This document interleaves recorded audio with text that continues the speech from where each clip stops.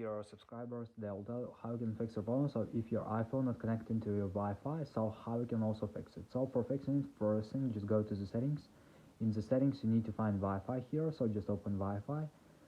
Just try to turn it off and turn on again. So another thing you can try to tap on your Wi-Fi network and just choose forget this network and just choose your network from this list again and just write your password and try to connect to it again.